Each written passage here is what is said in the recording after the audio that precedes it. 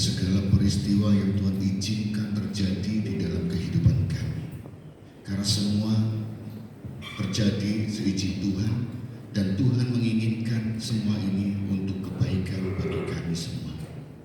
Tuhan, hanya lewat kebenaran firman-Mu lah yang dapat menguatkan kami. Firman Tuhan lah yang dapat menuntun langkah hidup kami, dan firman Tuhan lah yang akan menjadi terang bagi setiap langkah hidup kami, sehingga kehidupan kami boleh semakin hari semakin berkenan kepada-Mu Tuhan. Kami boleh memiliki keserupaan dengan gambaran anaknya yang sulung Tuhan Yesus Kristus, dan hidup kami boleh semakin hari semakin menjadi perkenanan-Mu seperti Engkau sempurna Tuhan. Terima kasih Tuhan, berfirmanlah kepada kami, pakai hamba-Mu di dalam segala keterbatasan dengan kuasa Tuhan untuk menyampaikan isi hati Tuhan kepada jemaat Tuhan di tempat ini. Terima kasih, dalam nama Tuhan Yesus kami berdoa dan sebut kebenaran firman. Haleluya, amin. Shalom Ibu Bapak dan Saudara. Shalom. Wajah-wajah yang penuh sukacita, wajah-wajah yang mungkin belum sarapan, wajah-wajah yang mungkin belum ngopi, wajah-wajah yang mungkin masih ngantuk ya. Tetapi kita, Tuhan melihat bahwa Ibu Bapak Saudara semuanya sudah menang. Walaupun dalam hal keterbatasan dan kesulitan, tetapi Ibu Bapak dan Saudara sudah berani untuk mengalahkan semuanya untuk beribadah kepada Tuhan ya. Luar biasa. Dan ini satu apa yang saudara lakukan, jerih lelah saudara, perjuangan saudara, pengorbanan saudara, Tuhan pasti memperhitungkannya semuanya. Percayalah dan yakinlah, Tuhan melihat motivasi di dalam hati Ibu Bapak Saudara. Tuhan tidak akan pernah meninggalkan saudara sendiri, dan Tuhan tidak pernah membiarkan saudara menghadapi persoalan-persoalan, masalah demi masalah sendirian. Karena Allah yang kita sembah, Tuhan Yesus Kristus, apa yang Dia janjikan pasti tergenapi. Tuhan berjanji Dia akan menyertai kita semuanya. Amin. Ibu Bapak dan Saudara yang dikasihi Tuhan Yesus Kristus, pada pagi hari ini kita akan belajar satu tema tentang firman Tuhan, yaitu tentang hawa nafsu. Tentang hawa nafsu. Bahwa kalau kita melihat hawa nafsu ini bermula dari Adam dan Hawa jatuh di dalam dosa, karena Hawa dikuasai oleh nafsunya, maka disebut hawa nafsu, saudara ya. Hawa jatuh karena nafsunya untuk seperti apa? Dia punya nafsu untuk seperti Allah. Dia bisa melihat pengetahuan-pengetahuan, keinginan-keinginan dagingnya dia yang untuk memuaskan hasratnya, hasrat keinginan pengetahuan dan lain sebagainya, dan dia buang terus sehingga meluap-luap, akhirnya jatuh di dalam dosa. Demikian juga kita ketika kita belajar bahwa kehidupan kita, kenapa kita manusia bisa jatuh di dalam dosa, baik itu dosa perselingkuhan, dosa persinahan, dosa tentang penyelewengan keuangan, dosa kita mungkin pertengkaran, dosa lain sebagainya. Itu karena apa? Karena kita semua selalu dikuasai oleh hawa nafsu. Karena hawa nafsu itu berbicara adalah keinginan daging. Selalu apa yang kita lakukan ingin memuaskan keinginan-keinginan daging. Padahal keinginan-keinginan daging itu selalu mendatangkan ketidakbaikan. Kalau kita makan daging masih baik, karena itu dulu kesehatan kita. Tetapi kalau kita menginginkan untuk memenuhi keinginan daging, maka kehidupan kita akan menjadi kedagingan, sehingga kita tidak akan baik. Selalu yang di pikiran kita adalah apa? Bagaimana aku memuaskan? Bagaimana aku memuaskan? Saudara, kalau kita berbicara keinginan, tidak ada orang yang dapat puas. Saudara punya keinginan apa? Dulu mungkin waktu saya mungkin kecil SD, saya teman-teman saya ini di sekolah, teman-teman bermainan saya, mereka sekolah tidak pernah pakai sepatu. Saya sudah pakai sepatu dan jalan saya pakai sandal jepit ya kan. Tapi ketika kita mulai melihat, saya merasa bangga, aku lebihi dia. Tapi ketika kita punya sepatu, walaupun sepatunya sudah mulai lapar ya, karena mungkin robek sehingga ini udah lemnya lepas sehingga buka. Tapi bagi saya lebih baik dibandingkan teman saya yang tidak punya sepatu, sehingga sekolah tidak pakai sepatu, tidak pakai alas kaki. Nah, ketika saya sudah dipenuhi itu, keinginan saya pasti lebih, bukan hanya sandal jepit atau sepatu sekedar sekolah, tetapi lebih lagi, pengen yang mungkin sepatu kulit. Ketika saya kerja, saya pengen sepatu kulit. Dan ketika kita melakukan apapun, kita melihat mungkin ibu-ibu segala macam ingin sepatu yang ada haknya tinggi.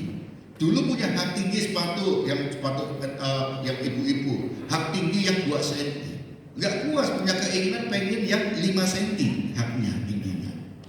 5 cm kok segini, kurang puas, kurang tinggi, 7 cm. Kurang puas 10 cm, ya kan? Tapi 10 cm ada nggak ya? Ada 10 cm. Kurang puas lagi 15 cm, mungkin 20 cm. Terus saudara, akhirnya apa? Keinginan itu akhirnya apa? Dipenuhi terus sampai tinggi, jatuh saudara nanti kepleset karena apa? Terlalu tinggi. Saudara, pertengkaran juga demikian. Saudara, kehidupan kita di dalam kita bermasyarakat, di dalam kita mengasihi sesama, seringkali yang menjadi penghalang kita untuk kita belajar mengasihi adalah apa? Hawa nafsu. Di dalam Yakobus pasal 4 ayat 1 dikatakan demikian. Yakobus pasal 4 ayat 1. Dari manakah datangnya sengketa dan pertengkaran di antara kamu? Bukankah datangnya dari hawa nafsumu yang saling berjuang di dalam tubuhmu? Datangnya pertengkaran itu bukan karena saudara kita yang nyakiti kita, bukan. Bukan dari faktor eksternal, bukan. Memang lingkungan itu besi menajamkan besi, manusia menajamkan sesama. Tetapi kunci persoalannya itu bukan mereka-mereka, tetapi dari diri kita sendiri. Kalau kita bisa mengendalikan dan kita bisa tidak terpanci, hawa nafsu kita tidak meluap, ataupun hawa nafsu kita bisa kendalikan, maka tidak akan pernah terjadi suatu pertikaian ataupun pertengkaran. Pertengkaran itu karena terjadi apa? Karena hawa nafsu yang saling berjuang di dalam diri kita. Rasul Paulus mengatakan bahwa dalam tubuh kita menggunakan filsafat Plato, ya kan, dalam mereka itu ada roh dan daging. Ada perjuangan di dalam diri manusia antara roh dan daging. Daging itu lemah, roh adalah penurut. Selalu ada perjuangan demi perjuangan dalam diri kita. Ibu bapak dalam hidup selalu ada perjuangan. Aku pengen apa? Pengen makan ini, enak ini, kikil, enak ini. Tapi satu sih, lek aku makan kikil, asam uratku naik, kolesterolku naik. Tapi ini enak. Antara keinginan daging, keinginan, tetapi kita lihat apa? Untuk kebaikan kesehatan. Pertengkaran lah di dalam diri kita ini. Tetapi apa keputusan yang kita akan ambil? Makan kikil itu kan. Sehingga untuk membela diri orang-orang menggunakan apa? Istilah-istilah dengan teori-teori. Banyak makan nggak apa-apa, yang penting ojo ke laboratorium. Itu kan pembelaan, ya kan? Terus ada lagi pembelaan apa? Makan itu dikit-dikit, sing penting kenyang. Dikitnya apa? 1 piring itu 1 dikit, ya kan? 2 dikit 2 piring, 3 dikit 4 3 piring, 4 piring semuanya. Yang penting kita lakukan. Terus makan apa? Semua boleh dimakan. Tuhan kan menciptakan semua makanan itu baik semuanya. Makan aja semuanya. Yang penting sehat. Ya. Semua manusia pasti mencari pembenaran, saudara. Mencari pembenaran. Di dalam perselisihan kita dengan teman-teman kita, kenapa terjadi perselisihan? Karena kita selalu bukan mencari kebenaran, tetapi mencari pembenaran. Beda ya? Kebenaran dengan pembenaran itu beda. Kebenaran itu apa yang menjadi course-nya, menjadi intinya persoalan. Kalau kita kebenaran kita adalah firman Tuhan, maka itu menjadi satu fondasi dasar untuk mencari kebenaran, diskusi. Jadi diskusinya itu bukan untuk apa? Untuk mencari sesuatu, tapi itu loh firman Tuhan katakan ini, bagaimana ayo kita diskusikan. Tetapi kalau cari pembenaran, saya sudah punya asumsi. Saya sudah punya presupposisi atau saya sudah punya pendapat. Saya sudah punya opini. Tinggal aku mencari pembelaan, mencari pembenaran bahwa saudara itu harus sepakat dengan pendapat saya. Itulah cari pembenaran, bukan kebenaran. Kalau cari kebenaran sifatnya objektif.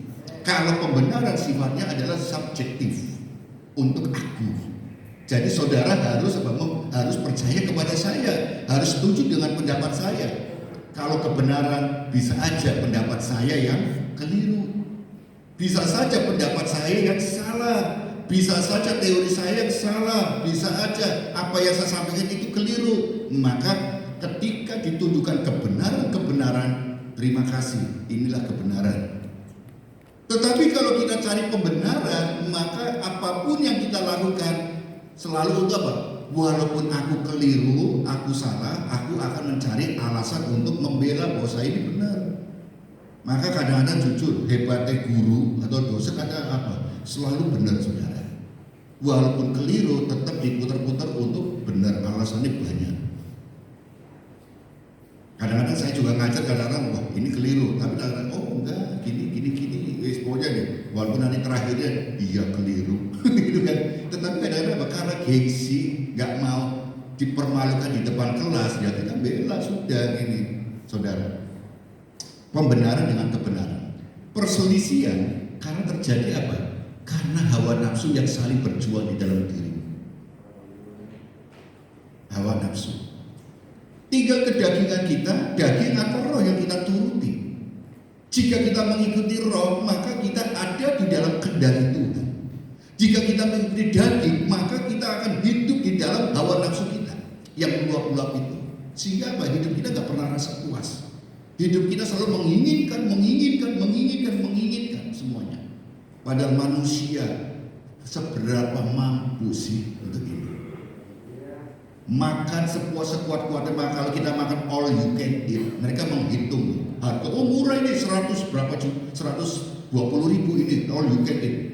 Mereka nggak mungkin memberikan apa rugi. Karena ada saya ngobrol dengan anak-anak saya, ayo pak makan all you can eat pak, boleh, tapi apa itu kalau makan sama teman-teman dari kalau sore, dari pagi saya belum makan, nggak makan, supaya selain makan di tempat all you can eat, makan yang banyak. Saya katakan, kalau papa ya gak iso makan gitu. Terus saya kalau makan all you can eat, satu keluarga. Kalau makan all you can eat, kamu ngajak omahnya gak bisa, rugi. Omah makannya cuma 1-2 biji, bayarnya sama, ya kan gitu kan. Jadi, tetapi apakah rumah makan atau resto atau yang melayani all you can eat itu rugi? Tidak. Mereka sudah menghitung kemampuan manusia, orang itu makan itu berapa banyak, kapasitas perutnya itu berapa. Satu. Kedua, makanan yang disajikan itu dihitung harganya, sudah diperhitungkan semuanya. Seandainya makan nggak mungkin enak-enak semua, pasti ada yang lain diimbangi yang lain, sehingga supaya makannya tidak banyak, walaupun banyak tapi harganya tidak rugi. Diperhitungkan semuanya. Manusia ada batasnya. Oleh karena itu kita perlu mawas diri dalam diri kita. Apakah kita ingin mengikuti kemauan daging kita, kepuasan pribadi, untuk menang, untuk mengikuti apa yang menjadi nafsu kita, atau kita mengikuti roh. Itu yang menjadi keputusan itu ada di dalam diri kita. Keputusan ada di dalam diri kita. Apakah engkau ingin mencari teman, mencari relasi, mencari saudara, atau kamu cari musuh? Itu kembali ke diri kita. Kamu ingin menjadi terang, ingin menjadi garam, menjadi saksi bagi semua orang, atau kamu justru menjadi batu sandungan lingkungan kita? Itu adalah diri kita yang menentukan. Jadi kita ini posisi kita seperti apa? Tergantung kita. Mengikuti hawa nafsu, daging, atau kita mengikuti roh. Itu adalah pilihan. Jadi jangan kita selalu berpikir faktor eksternal. Karena eksternal itu pasti akan terjadi. Karena apa? Eksternal itu selalu ingin lingkungan kita berubah terus. Manusia juga berubah. Tapi perubahan apapun yang terjadi, faktor-faktor lain apa yang terjadi, jika kita tetap teguh berdiri kokoh, tidak akan pernah goyah. Kalau saudara menjadi domba di tengah serigala, jadilah domba. Jangan domba tapi berbulu serigala.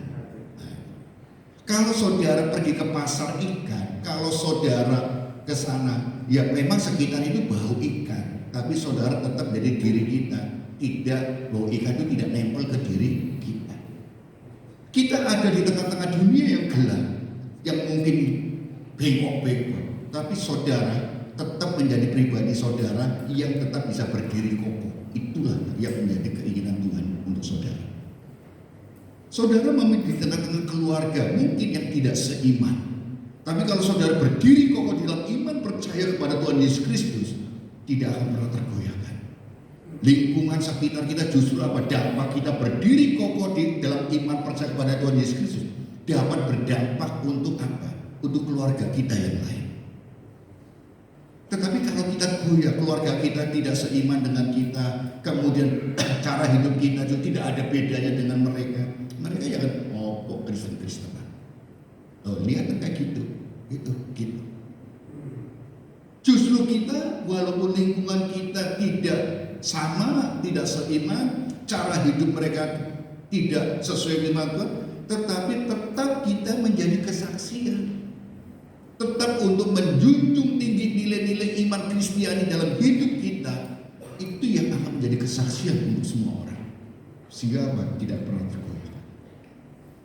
Pertengkaran terjadi karena apa? Hawa nafsu. Sengketa dan pertengkaran berasal dan berawal dari apa? Hawa nafsu yang meluap-luap dan tidak terkendali.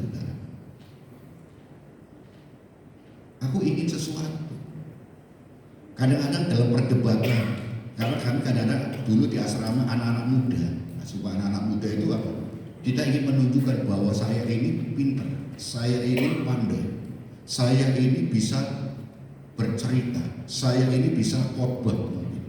Sehingga ketika dia menunjukkan, ketika berdiskusi tentang satu ajaran, diskusi gini, tapi apa? Karena hawa nafsu yang meluap-luap ingin menang, ingin tampil bahwa aku ini menunjukkan aku ini hebat, aku ini pintar, sehingga terjadi nggak mau kalah. Apa yang terjadi kalau semuanya nggak mau kalah? Berantem. Bukan berdebat untuk mencari kebenaran, tetapi akhirnya mencari pembenaran untuk menang.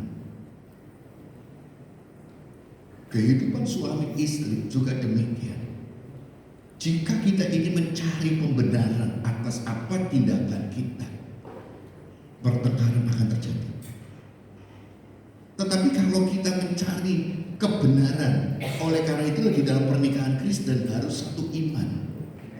Karena apa? Biarlah pondasi kebenaran itu, firman Tuhan, Alkitab itu menjadi satu titik temu di dalam suatu persoalan demi persoalan. Karena menjalani hidup rumah tangga itu gak gampang. Dua pribadi yang dijadikan satu. Lalu satu pribadi aja kadang kita ngurus diri kita sendiri susah kok. Apalagi tambah satu lagi, gak bikin susah. Apalagi tambah lagi anak, tambah lagi pribadi lagi, karakter yang berbeda lagi, itu susah. Ngurus diri kita sendiri aja susah. Kadang-kadang kita mau bangun dia malas, kita masih jomblo, masih kadang-kadang kita malas-malasan kok. Makan gak teratur, tidur gak teratur, baju yang mungkin gak disetrika, gak segala macam, mungkin tidak ini kerja gak teratur, semua gak teratur. Apalagi ditambah istri atau bapak suami, pasangan hidup, tambah kadang-kadang biasanya saya pribadi, kebiasaan orang istri atau suami kita yang berbeda, akhirnya menjadi kita harus menyesuaikan, dan menyesuaikan itu gak gampang. Dulu aku jomblo, aku bisa ngelola uang sendiri, mau tak kasihkan orang ke siapa-siapa terserah saya. Tetapi ketika kita sudah punya pasangan, gak bisa kita asal memberi. Tentu ada perlu diskusi-diskusi supaya apa? Uang yang kita punya ini bisa kita bersama-sama. Maka dulu sebelum kita masih menikah, kita uangku, uangku. Setelah kita menikah, uangku, uangmu, uangmu, uangku. Tetapi kadang-kadang apa? Uangku, uangku, uangmu, uangku. Ya kan? Kadang-kadang kalau biasanya yang menang-menangan itu istri. Istri itu selalu kata apa? Uang suami adalah uangku. Uangku istri adalah uangku, gitu kan? Jadi uangmu uangku, uangku uangku, gitu kan? Tetapi ketika kita bukan berbicara tentang aku, kita akan mendiskusikan mana pos-pos yang harus ini, manajemen itu. Di dalam hal ketelitian atau apa, kadang saya itu tipe orang yang nggak mau ribet. Jadi terserah kamu, aku pusing mikirin duit. Yang penting aku apa aja segala sesuatu ada perlu apa, pokoknya di dompetku kamu harus tahu, dompetku harus ada uang. Kenapa? Aku naik sepeda motor, ban bocor ya. Aku kadang ketemu teman-teman atau apa, ada ketemu siapa, kadang-kadang siapa apa nama, mosok ketemu, mosok kita pengen ditraktir terus, ya kadang-kadang ya pengen bayari gitu kan. Karena laki-laki itu juga punya harga diri juga. Jadi istri-istri harus memahami itu. Dan kalau kita melihat pertengkaran terjadi karena apa? Karena di dalam rumah tangga itu tidak ada keteraturan di dalam hal ini. Padahal Tuhan memberikan keteraturan dalam firman Tuhan. Istri, tunduklah pada suami. Suami, kasihlah istrimu, jangan kasar kepada istrimu. Anak, hormatilah orang tuamu. Orang tua, orang tua, jangan sakiti anak-anakmu. Hamba, taatilah tuanmu. Itu diatur semuanya. Jadi posisi kita apa? Kalau saya sebagai suami, saya akan apa? Mengasihi istriku dan berusaha tidak kasar. Istri harus apa? Belajar tunduk kepada suami. Anak harus apa? Hormat pada orang tua. Orang tua bisa salah. Namanya manusia. Orang tua bisa salah. Tetapi rasa hormat anak-anak, anak muda kepada orang yang lebih tua tidak boleh luntur. Ingat, orang tua bisa salah, tapi rasa hormat tidak boleh luntur atau hilang. Karena apa? Nanti yang muda itu suatu saat akan tua, saudara. Apa yang kita tabur waktu itu akan dituai. Jadi kalau kita ngelawan waktu kita masih anak-anak, ngelawan orang tua terus, ingat loh, nanti kamu suatu saat jadi orang tua, lek anakmu ngelawan kamu loro ati gak? Itu kembali ke situ. Jadi kita belajar ketaatan itu, otoritas. Istri belajarlah tunduk kepada suami. Kalau istri ini tidak tunduk, seperti nanti kembali dalam suratan Timotius, hai perempuan-perempuan, hendaklah kau tidak boleh mengajar. Gitu kan ada kan itu kan, perempuan nggak boleh mengajar. Kenapa? Karena pada waktu di kota Efesus itu tidak terjadi satu keharmonisan sesuai dengan apa yang diinginkan oleh Tuhan. Di kota Efesus itu ada yang disebut kuil, yang disembah adalah Dewi Artemis. Bentuknya adalah seorang perempuan, Dewi ini. Sehingga di situ adalah terjadi yang namanya untuk ibadah persembahan di kuil ini adalah disebut dengan ibadah persembahan apa? Yaitu dengan pelacuran bakti namanya. Artinya apa mereka yang dilakukan? Perempuan-perempuan itu menguasai laki-laki, laki-laki menjadi budak seks mereka untuk tukar pasangan, dijual sana, tukar-tukar ini, sehingga terus kemudian perempuan itu menguasai semuanya, lelaki itu dijadikan budak. Sehingga Rasul Paulus berkata kepada jemaat Efesus, istri, perempuan-perempuan, hendaklah kau tidak boleh mengajar laki-laki. Karena apa? Ini tidak apa? Ini melewati kodrat. Istri harus tunduk. Lalu ada orang, berarti perempuan itu nggak boleh ngajar laki-laki. Enggak, khusus di kota Efesus karena terjadi ketidakbenaran.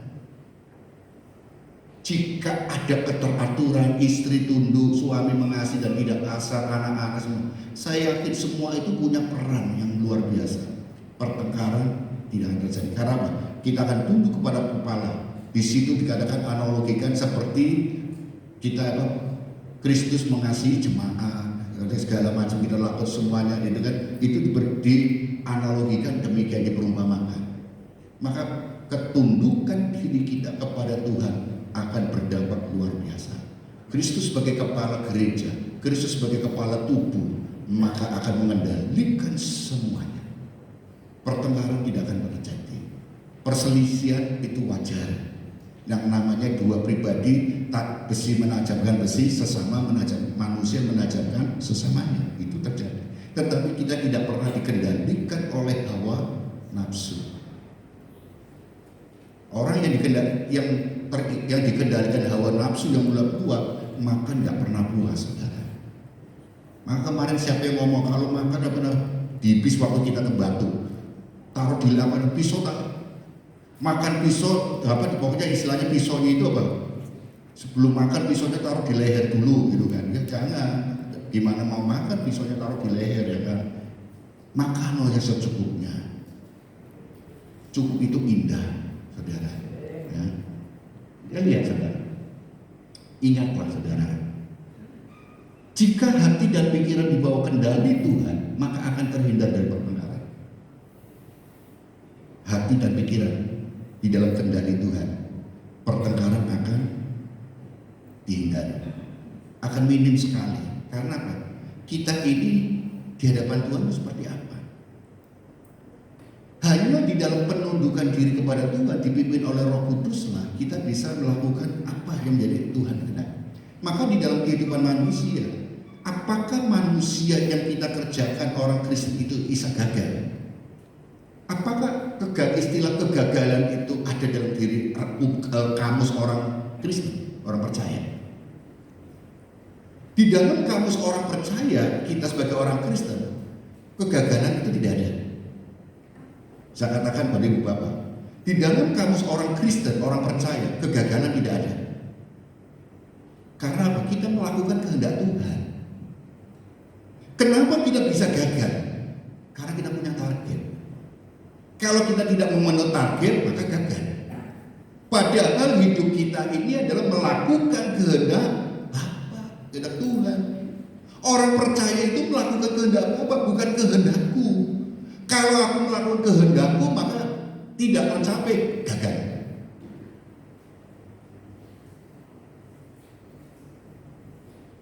Seperti dulu selalu saya berkata, saya pernah waktu SMA saya nggak berpikir untuk kuliah. Saya hanya berpikir lulus SMA saya kerja. Saya kerja mengumpulkan uang, nanti saya punya usaha, gitu aja. Pikiran saya. Jadi kira-kira umur 25-an, 26 itu saya menikah. Itu target saya, itu target saya. Ternyata saya kerja 4 tahun lulus SMA belum bisa ngumpulin modal, saudara.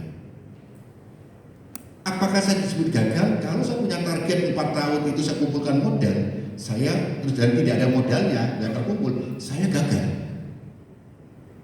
Karena saya punya target 4 tahun kerja, ngumpul modal untuk usaha, ternyata modalnya nggak ada, tabungan habis, nggak punya, saya gagal.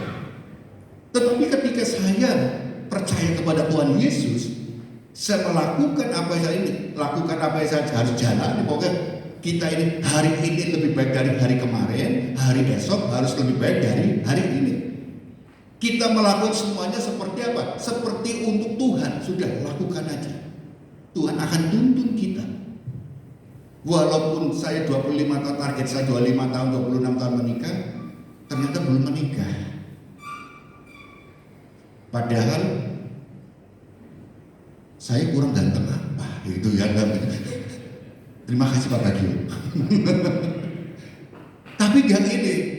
Ternyata apa? Kita lihat Tuhan itu belum memberi yang terbaik.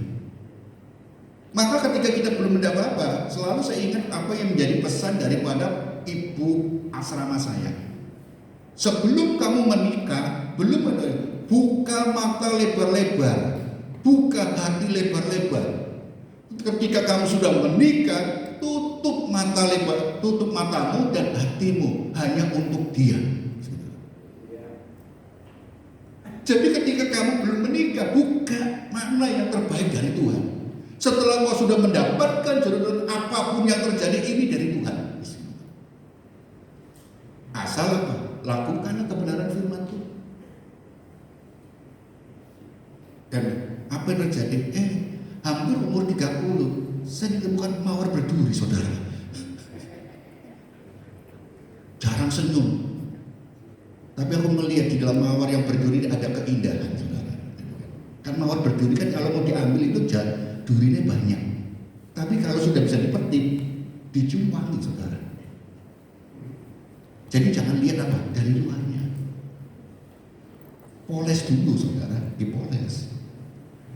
Jadi saudara jangan berpikir mau tahu casingnya baik itu jangan lihat dulu, tapi dilihat, dipantau dulu, dipantau lah, cari informasi segala macam supaya ini bagaimana. Nah, Setelah dipoles di sana, ternyata dulu kalau suruh senyum istri saya itu kalau suruh senyum angin, saudara. Angin. Tapi sekarang senyum terus, saudara. Malah saya kadang-kadang ini senyum-senyum terus tuh ada apa? Apa salah obat atau apa gitu kan? Tetapi kita menunjukkan di dalam progres kehidupan rumah tangga itu pasti ada progres, saudara. Karena saling mengenal itu akan terjadi. Tetapi ketika kita mengikuti hawa nafsu, maka kita ingin nafsu kita dan ingin menguasai, ingin untuk apa? Ingin mengendalikan, ingin semuanya untuk kedagingan kita. Pelan tapi pasti akan terjadi persoalan demi persoalan. Posisikan istri itu bukan untuk dimarahi, istri itu bukan untuk menjadi sangsar hidup, istri itu bukan tempat pelampiasan emosi, istri itu bukan tempat untuk kita ini untuk misu-misu lagi kita emosi dan siapa untuk pelampiasan, tapi istri itu untuk belajar kita untuk mengasihi. Istri itu adalah pribadi yang bisa membentuk kita. Saya belajar sabar karena apa? Ya ini ngadepi istri, saudara, pertama. Saudara bisa belajar tentang apa? Tentang mungkin kesabaran diberi istri yang mungkin jengkel. No. Kita bisa belajar sabar yang istri karena apa? Ketemu suami yang jengkel. No. Tapi itu kan itu proses berjalan. Karena apa? Manusia tidak ada yang sempurna. Ingat, manusia menajarkan sesamanya. Jadi Tuhan izinkan memberikan teman hidup untuk apa? Saling untuk berbagi, saling untuk menolong, saling menghormati, saling belajar. Tapi ketika kita dikuasai oleh hawa nafsu, maka pasangan hidup kita baik itu istri atau suami akan menjadikan satu apa? Untuk pelampiasan kedagingan kita. Bukan untuk apa? Melampiaskan, mengimplementasikan kasih Tuhan yang Tuhan telah berikan kepada kita. Saudara, aku kalau tidur gak ada istri bingung, saudara. Karena apa? Biasa ada mungkin istri saya itu kalau mau tidur cepat, saudara. Ini aku belum tidur baru ini dia baru nempel pelor, saudara. Nempel molor langsung.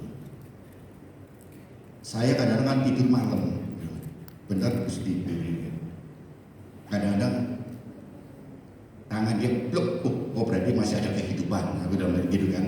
Kadang-kadang tangannya blok. Oh, kalau udah nolong diem ya. Ini kadang-kadang perhatikan ini ternyata tangan blok. Oh ada kehidupan. Berarti itu kan. Nah, berarti ada kegerakan, saudara. Jadi kalau saudara ibu bapak yang punya istri atau suami ibunya moro, ojo diseneni, saudara. Nanti suatu saat itu ngangani saudara dan itu menjadi musikmu.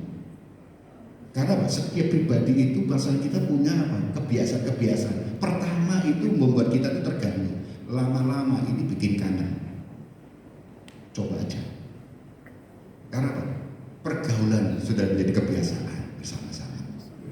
Hiduplah lebih takut dan mengenal Tuhan sehingga bisa hidup damai.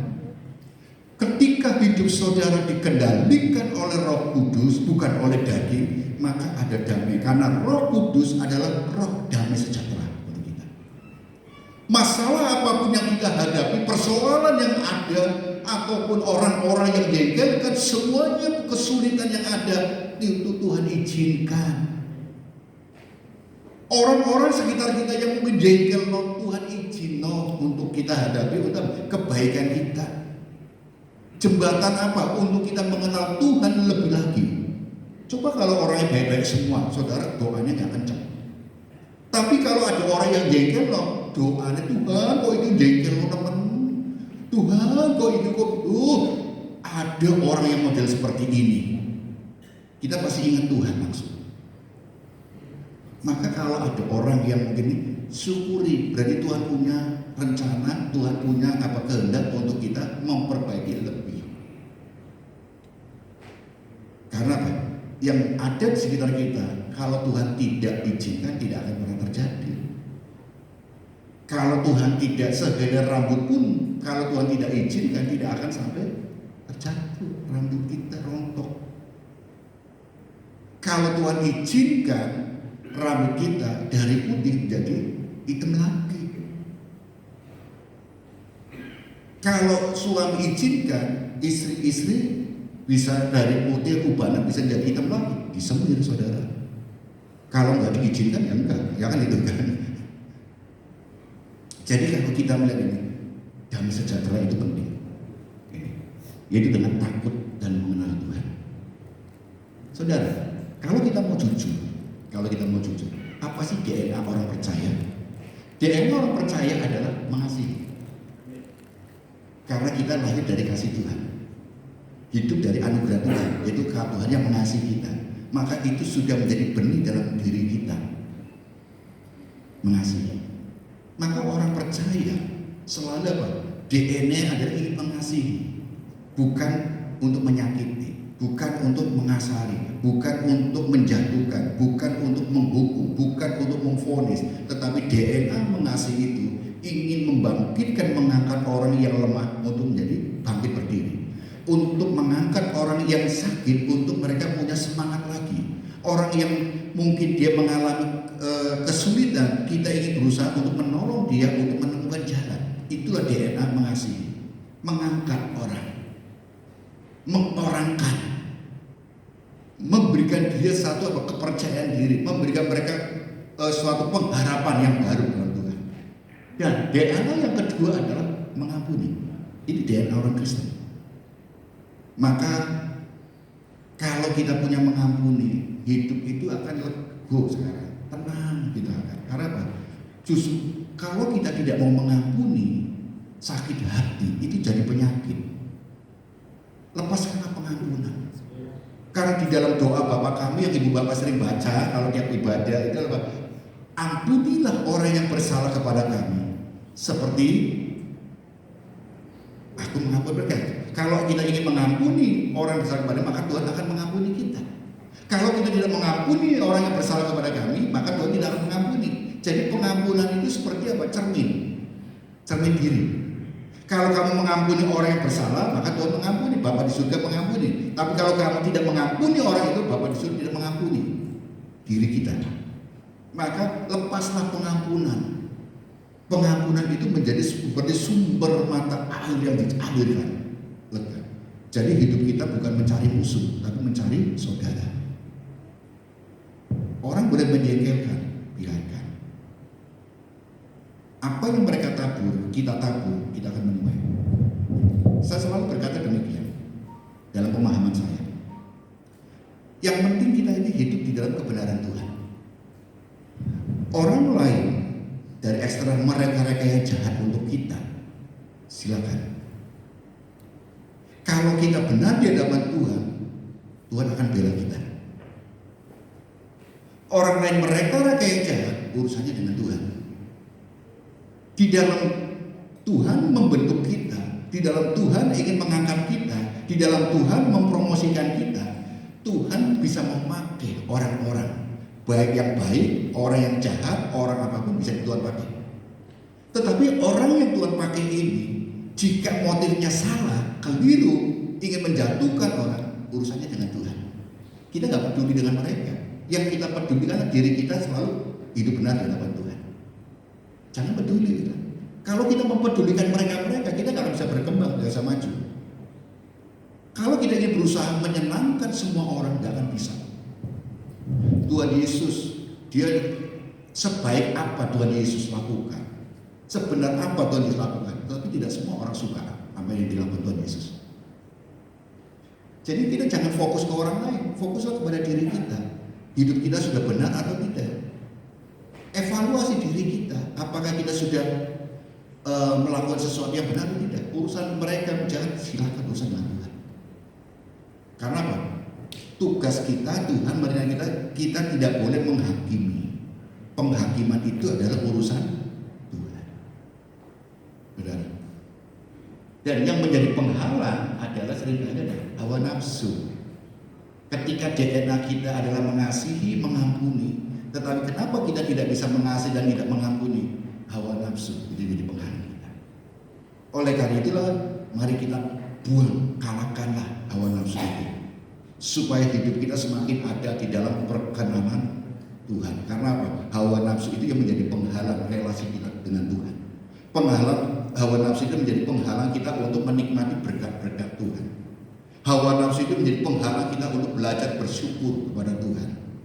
Hawa nafsu itu menjadi penghalang kita untuk bersosialisasi, bermasyarakat, persaudaraan di antara keluarga kita. Itu hawa nafsu.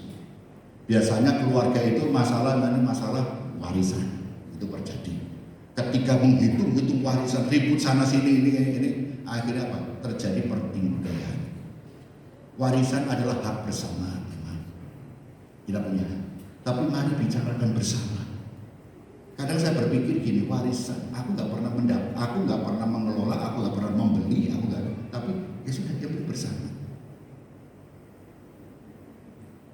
Karena persaudaraan itu lebih utama dibanding uang bisa dicari.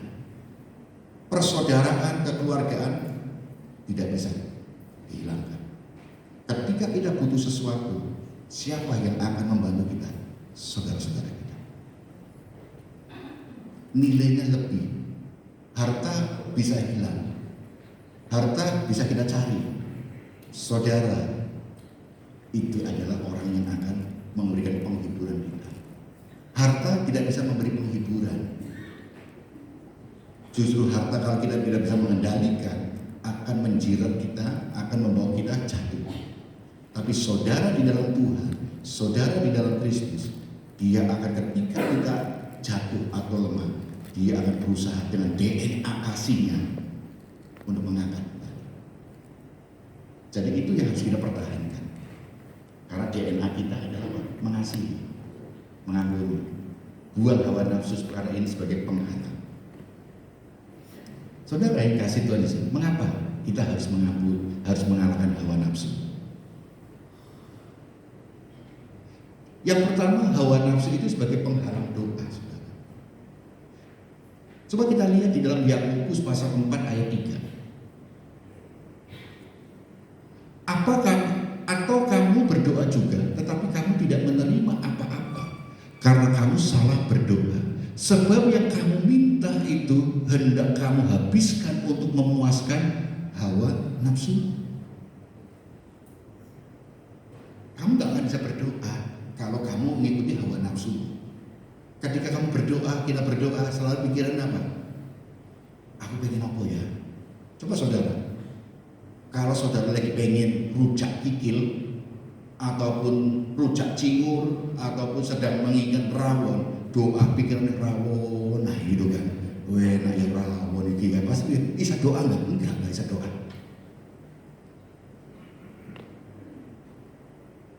Apalagi kalau lagi lapar ya kan, doa ibadah nggak konsentrasi, kruyuk ya kan, gitu kan, nggak akan konsentrasi. Karena kita sedang memikirkan hawa nafsu kita memang lapar, tapi kita kan bisa kendalikan. Gitu kan. Tapi kalau kita ngikuti lapar, baru kita hilang, lupakan rasa laparmu. Karena rasa lapar itu kembali kepada pikiran kita, ya kan, pikiran kita. Ayo kalahkan pikiran itu, rasa lapar itu, buang jauh-jauh. Ya ini. Tapi kalau kita mikirin lapar terus, ya lapar terus ya kan.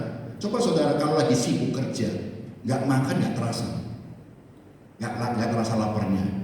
Tapi kalau lagi nganggur, wah, lapar ya. Nah, karena pikiran. Maka kalau kita ini, ayo pikiran kita kembali kepada Tuhan, fokuskan kepada Tuhan. Waktunya makan, waktunya tidur, waktunya berdoa, waktunya ibadah, semua lakukan dengan keteraturan. Maka saudara akan hidup dengan damai sejahtera. Doa akan saudara akan jawab. Kalau saudara ingin berdoa untuk kepuasan pribadi, untuk hawa nafsu saudara tidak akan mendapatkan. Karena apa? Doa itu adalah berdoa itu bukan untuk memaksa Tuhan. Doa itu bukan memaksa Tuhan, tetapi membangun diri dan menyelaraskan kehendak diri sendiri dengan kehendak Tuhan. Jadi berdoa itu membangun diri kita menjadi pribadi yang kuat, pribadi yang mawas diri, pribadi yang menurut pimpinan Roh Kudus. Untuk apa? Biarlah kehendak Tuhanlah yang terjadi dalam diri kita. Bukan kita memaksa kehendakku yang jadi, tapi kehendak Tuhan yang jadi. Sehingga apapun yang menjadi kehendak Tuhan, walaupun menyakitkan daging kita, kita tetap terima. Karena tujuannya membangun diri kita lebih baik lagi. Itulah jawaban doa. Seringkali apakah Tuhan tidak pernah jawab doa kita? Tuhan pasti dengar dan Tuhan pasti jawab. Seringkali orang Kristen itu ada senang berdoa, tetapi tidak senang kalau menerima jawaban doa. Saya ulangi. Orang Kristen kebanyakan senang berdoa aktivitasnya, tetapi tidak senang kalau dijawab doanya. Kenapa? Kadang doanya nggak sesuai keinginan, jadi mendingan aku doa terus saja. Saudara, ada di sawahan, saya terus sering melihat orang-orang kalau berdoa, mereka pulang kerja doa, nangis-nangis banyak dari pagi. Tak pernah, kenapa kok dia nangis? Karena dia lebih senang doa. Doa itu hanya duduk diam nangis sudah. Selesai. Tapi kalau jawaban doa, wah aku lapar, mungkin dia jawab, kalau seperti kita ngomong apa ya, aku lapar, aku pengen makan, aku ini perlu gak punya uang. Jawaban doa ini, Tuhan kata, kalau kamu lapar, gak punya uang, kerja. Ayo kamu kerja, nanti kamu dapat uang. Karena orang yang mau kerja pasti dapat makan, gak akan sampai kekurangan makanan. Tapi ketika dipikir, kerja, aku capek, males aku. Mendingan aku duduk aja nunggu orang ngasih. Ya, padahal jawaban doa apa? Kerja. Tapi kalau kerja nggak mau. Seringkali orang Kristen senang berdoa, tapi tidak senang dengan jawaban doa. Nah, jawaban doa kalau kita orang percaya, doa itu adalah menyelaraskan kehendakku dengan kehendak Tuhan. Untuk apa? Membangun diri kita. Sehingga diri kita lebih baik, dan lebih baik lagi. Yang kedua, saudara, kenapa hawa nafsu harus dihilangkan? Yang kedua, ketika saudara dapat menghilangkan hawa nafsu, maka saudara dapat mendatangkan suasana surga di bumi ini, yaitu damai dan sejahtera. Saudara kalau masih dikuasai oleh hawa nafsu, kedagingan, saudara tidak akan pernah merasa puas. Saudara tidak akan pernah merasakan bersyukur. Saudara tidak akan pernah merasakan damai. Dan pasti ketika saudara tidak damai, pasti tidak akan ada kesejahteraan terjadi. Maka damai dan sejahtera itu artinya ada kedamaian dan sejahtera. Kalau saudara bekerja dengan damai, hidup dengan damai, kesejahteraan itu ada. Berapa sih orang nilai hidup manusia? Relatif. Satu orang dengan yang lain berbeda kebutuhannya. Tetapi kalau kita bisa bersyukur, hidup dengan damai, mencukupkan apa yang ada. Tetapi orang yang nggak ada damai selalu mencari apa sesuatu, tidak bisa mencukupkan yang ada, tapi berusaha mencari untuk mencukupkan apa? Keinginan yang menjadi tujuannya. Kalau ada damai dalam hidup saudara, kesejahteraan akan mengikuti. Matius pasal 6 ayat 9 sampai 10 dikatakan demikian. Karena itu berdoalah demikian. Ini doa Bapa kami. Bapa kami yang di surga, dikuduskanlah namamu. Datanglah kerajaanmu, jadilah kehendakmu di bumi seperti di surga. Oh, kita Ciami kalau kita bisa berdoa itu. Mendatangkan, apa kita tahu surga seperti apa? Kita belum pernah. Tetapi kita bisa mendatangkan suasana surga di tengah-tengah kita jika hidup kita damai dengan Tuhan. Tidak mengikuti kedagian kita, tapi dipimpin oleh Roh Kudus, maka akan damai. Walaupun anak kita 10 ada damai, wis dikei makan apa wis apa adanya. Kita didik mereka dengan takut Tuhan semuanya. Aku yakin anak-anak ini akan tumbuh dengan rasa tanggung jawab, kemandirian, dan akan memiliki masa depan. Tapi kalau kita punya anak satu, tapi kita tidak, atau dua, kita tidak bisa mendidik untuk takut Tuhan, maka dikasih harta berapapun kalau sudah membentuk akan habis. Kebanyakan pengusaha pebisnis kalau tidak mempersiapkan generasi ke depan lebih baik, maka apa? Bisnis itu akan turun. Maka saya selalu katakan, kita ini di dalam keluarga besar kita, GBI sekali hasil, kita harus memikirkan ke depan. seperti saya mendidik anak-anak saya dalam satu analogikan anak dalam keluarga saya. Saya demikian, saya seperti ini. Tetapi setiap orang tua yang punya harapan anak-anak kita harus lebih baik dari orang tuanya, betul? Kita sebagai orang tua menginginkan anak-anak kita harus lebih baik daripada orang tuanya. Baik itu pendidikannya, baik itu kualitas hidupnya, semuanya harus lebih baik. Maka orang tua itu akan bekerja luar biasa, mendidik dengan pengorbanan luar biasa. Udah, generasiku harus lebih baik ke depan. Itu karena apa? Ini adalah anakku, keluarga. Karena kita punya ikatan dan kita punya apa? Hati di situ. Demikian kalau kita punya gereja ini sebagai keluarga kita dan kita punya hati untuk gereja kita ini, kita harus punya berpikir seperti keluarga. Kita harus berusaha anak-anak kita, remaja kita, anak kita, usia kita, generasi di bawah kita, mari kita sama-sama bawa harus lebih lagi, melebihi kita, ya kan? Harus melebihi kita. Karena apa? Ini adalah anak-anak kita. Tapi kalau kita tidak menganggap satu keluarga, harus terserah. Tapi kalau kita ini seperti keluarga, kalau kita ini anak-anak kita berusaha anak-anak harus lebih baik. Nah, kalau kita ini keluarga kita, anak-anak kita harus lebih baik daripada kita. Itu penting, saudara. Nah, saudara, mari suasana surga akan turun kalau kita nafsu itu kita kalahkan.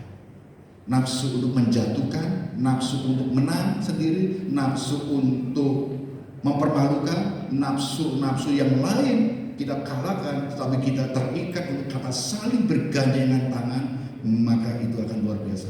Suasana surga turun di rumah tangga, keluarga, suami, istri, anak bersepakat, damai sejahtera turun. Di dalam gereja semua komponen bersepakat, baik itu pengurus, jemaat, semuanya bersepakat. Kuasa Tuhan dinyatakan, pengurapan Tuhan dinyatakan, gereja Tuhan akan menjadi kekuatan yang luar biasa jika kita bersama-sama. Amin. Nah, yang terakhir, saudara, kita lihat di dalam Galatia pasal 5 ayat 24 sampai 26 dikatakan demikian. Barang siapa menjadi milik Kristus Yesus, ia telah menyalibkan daging dengan segala hawa nafsu dan keinginannya. 25. Jikalau kita hidup oleh Roh, baiklah hidup kita juga dipimpin oleh Roh. Dan janganlah kita gila hormat, janganlah kita saling menantang dan saling mendengki. Munculnya hawa nafsu biasanya karena apa? Gila hormat. Kita saling menantang, cari menangi diri, ya kan? Ingin menjatuhkan dan saling mendengki, permusuhan, ingin menjatuhkan, membenci dan sebagainya. Itu hawa nafsu muncul, itu daging.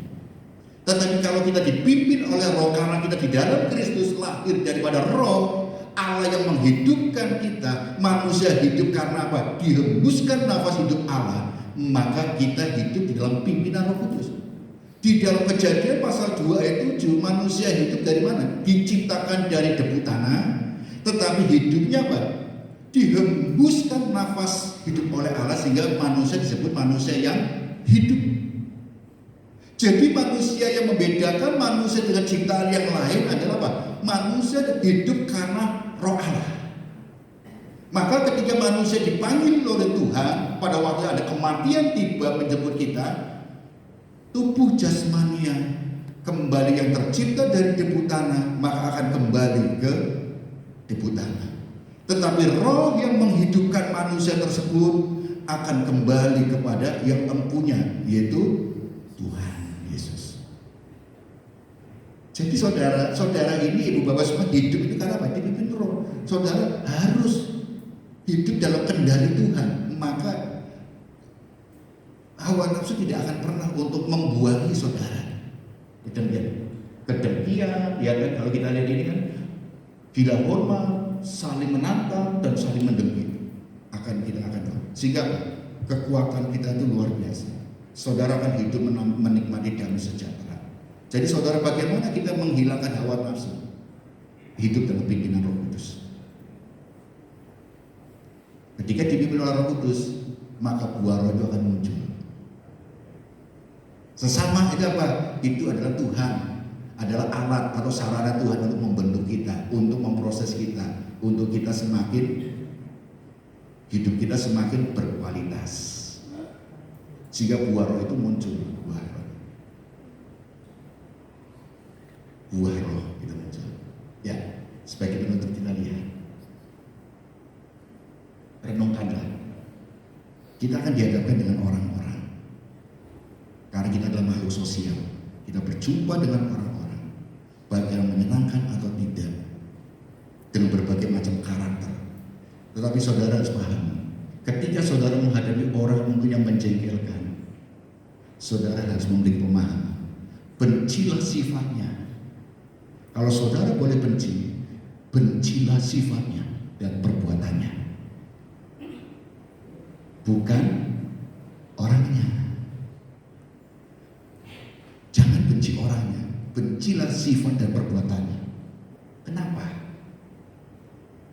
Jikalau saudara membenci orangnya, maka tanpa sadar kita sedang membenci penciptanya, saudara. Kita ini sama-sama diciptakan Tuhan. Tuhan menciptakan manusia baik semua. Yang tidak baik apa? Sifatnya, perbuatannya. Karena apa? Dibuai oleh hawa nafsu. Ada yang dibuai oleh hawa nafsu, dipimpin oleh daging. Tapi satu sisi ada orang yang baik, orang tahu Tuhan, dipimpin oleh roh. Maka orang ini yang kalau kita melihat ini jahat, orang ini ayo kita tuntun untuk kembali kepada kebenaran. Jangan dibenci. Kalau kita benci orangnya, semakin jauh.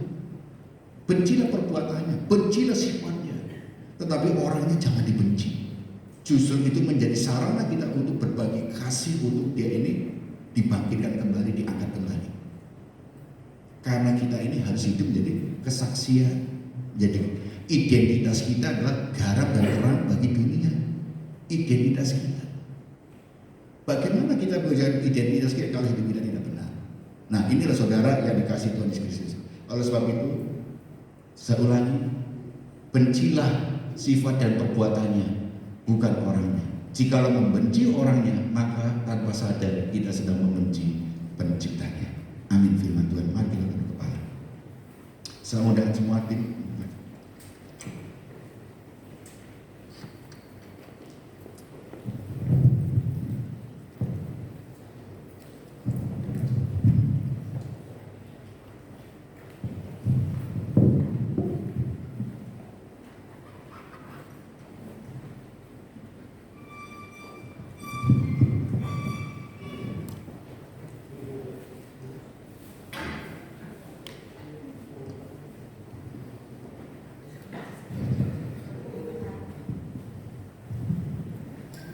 Saya undang Ibu Bapak untuk berdiri, semuanya kita siapkan hati kita.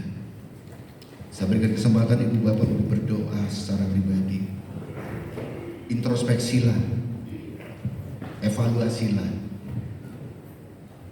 Apakah hidup saudara sudah sesuai dengan pimpinan roh atau dipimpin oleh daging?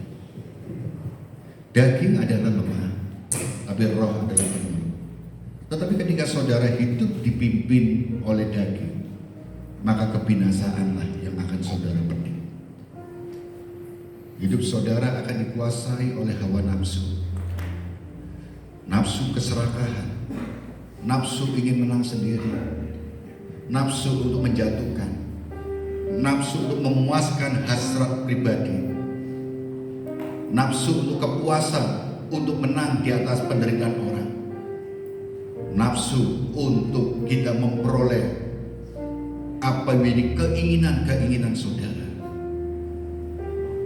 Padahal semuanya ini adalah fana, justru akan membawa kepada kehancuran.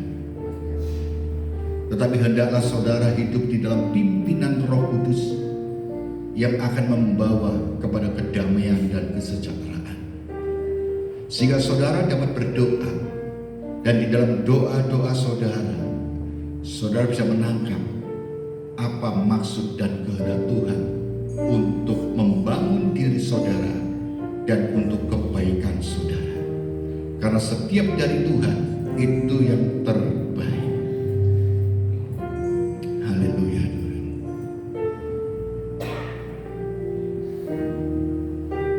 Biarlah Singa dan WL untuk menyanyikan pujian ini. Semua dalam posisi berdoa. Ku bersyukur atas kebaikan. Amin Tuhan. Kau datang selamatkan hidupku. Terangmu sinari kegelapanku. Berikan ku harapan baru. Dengan apa kan ku balas semua kebaikanmu?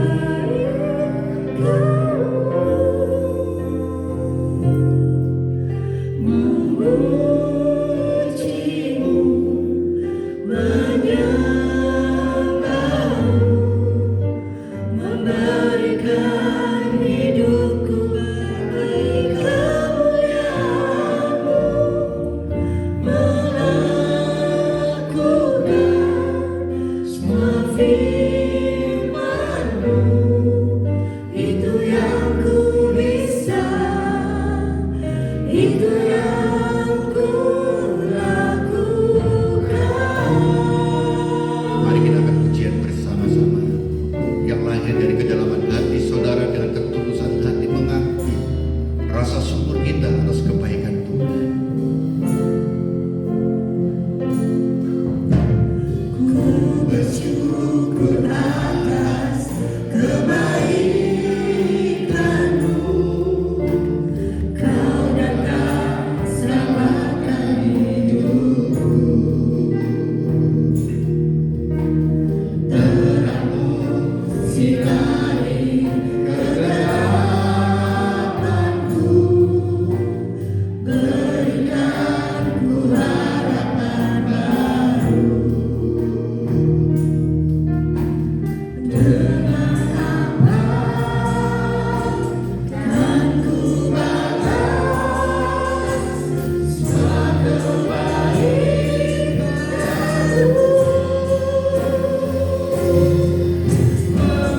Memujimu,